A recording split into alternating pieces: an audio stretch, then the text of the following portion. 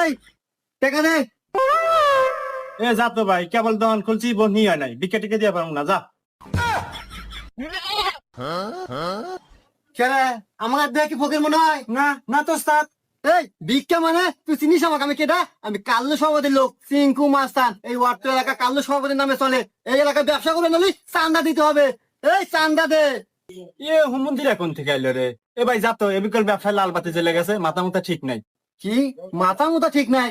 এই এর কত বড় সাহস! ওর বলে মাথা ঠিক নাই।